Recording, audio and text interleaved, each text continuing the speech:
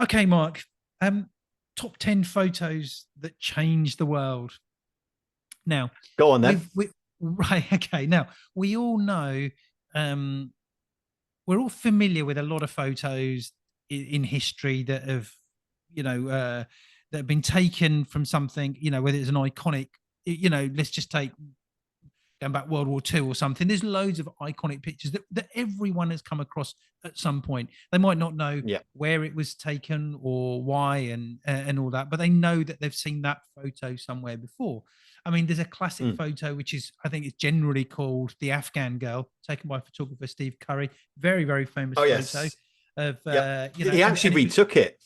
He retook that photo with her as an did older oh, lady. did he? Right. Oh, okay, right. Yeah. And and it was obviously her eyes, the way that she was it was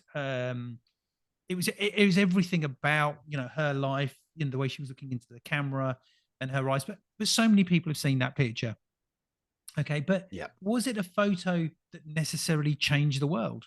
Now the reason why I brought this up, I was watching something on the History Channel going back a few days ago, and I'm just going to quote from it because I looked it up online because I thought this is interesting because when they were going through a lot of the pictures, there was some pictures I hadn't seen and some that was so obviously should be there, but there was some pictures that I thought, oh, I'm surprised I haven't got this or that picture there, but I'm just going to read from just a paragraph from the history website. And it says, history and photography have always been fickle bedfellows, and predicting what photos will ingrain themselves into the rich tapestry of world history can be tough. Some photos are conceived with long lasting recognition in mind, while others find themselves slowly climbing to the top as historical values and are analyzed and as modern attitudes change. And Mm. so when we look at, as the world changes and we see now what goes on, um, I always say that every generation pushes the boundaries. Everything is taken further than the previous generation. Um, Mm.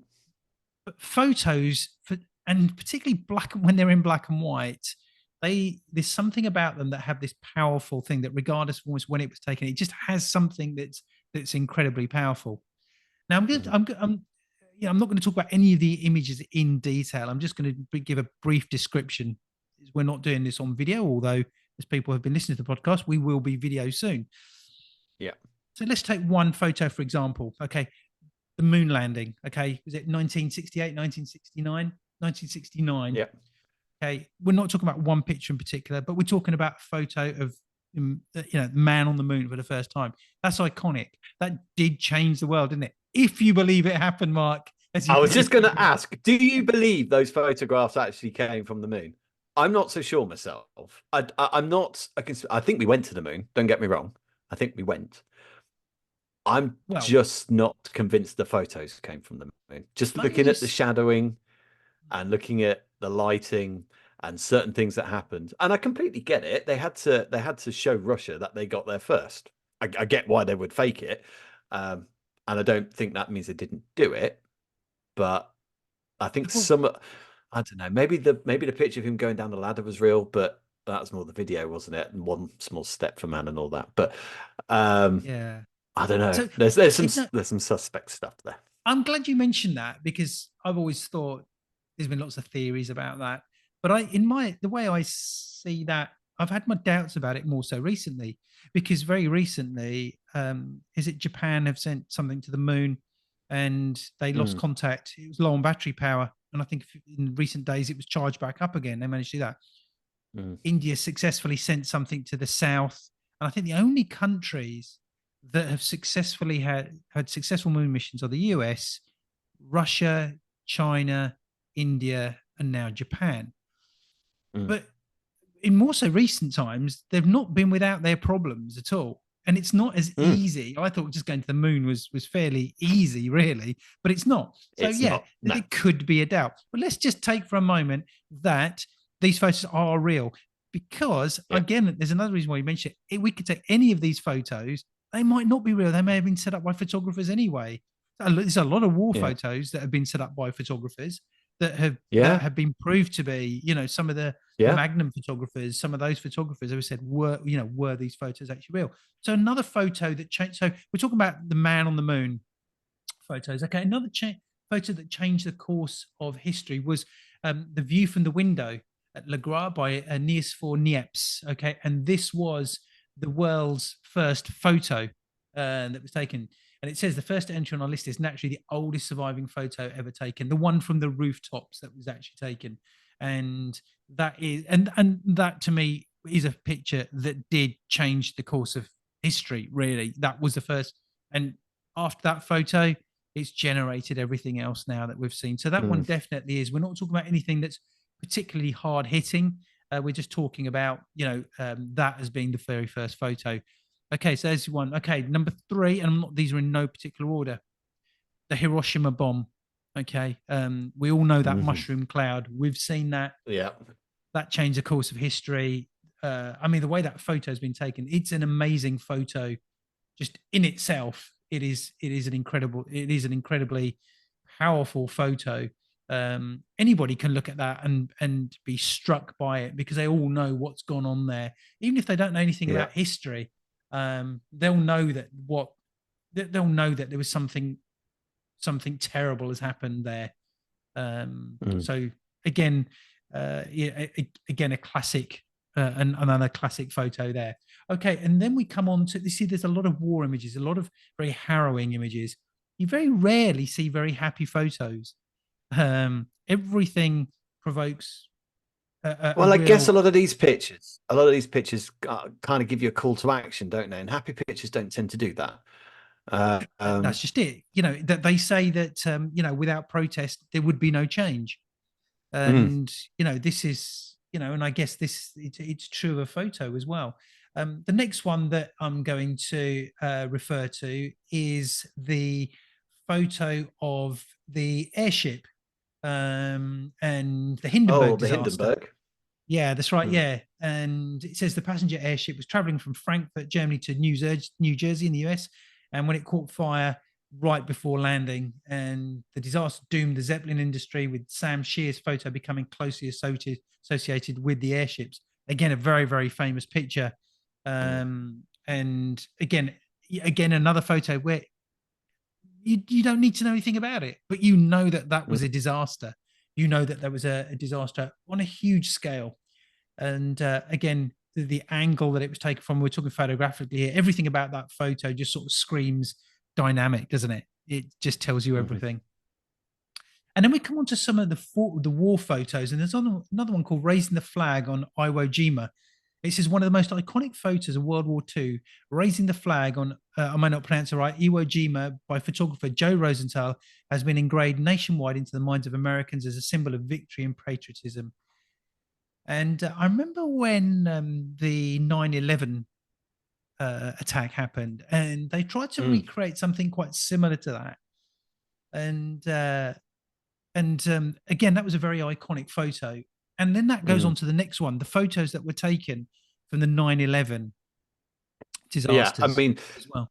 I think I've still got like a newspaper clipping, well, the day after, because obviously that's when all the news headlines were, papers were just full of all of this. So I don't know where it is. I've got it somewhere, because I felt it was just such a,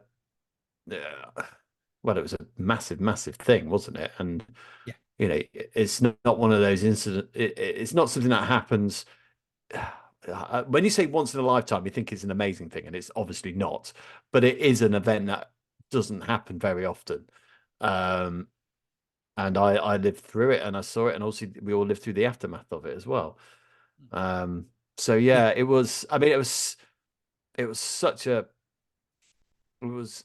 Oh, I'm trying to find words that aren't insulting, because I don't want to be insulting about it. But it was a spectacle. This was like something out of a movie, flying planes into a building on purpose. It's so fantastical. Yeah, and the other one that comes horrific at the same time. And the other one that comes is another 9/11 photo, and basically it's the falling man, the guy that jumps out of the building, and basically loads of them did that.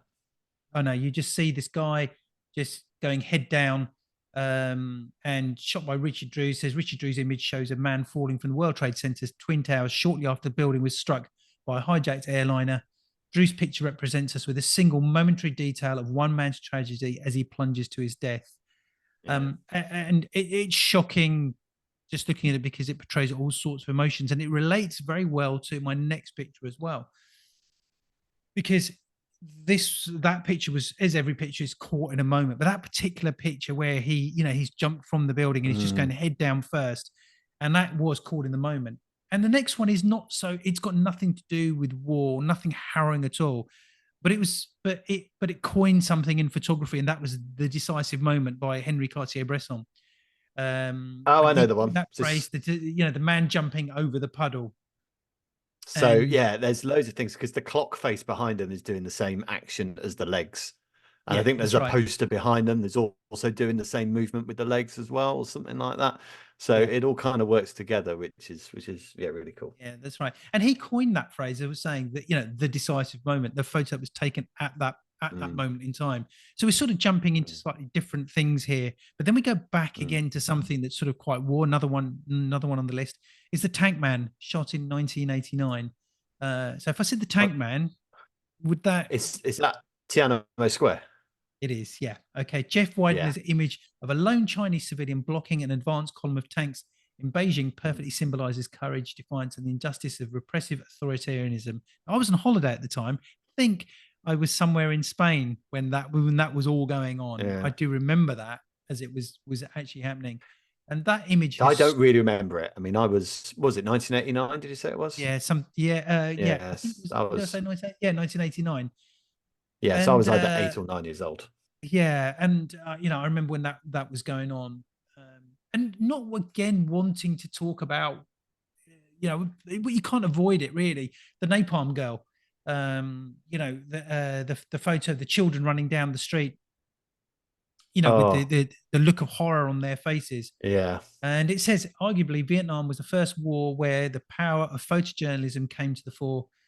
The Second World War had been extensively photographed, but the immediacy of the coverage in Vietnam and the volume of images published transformed Vietnam into a war that played out into the full glare of the public eye.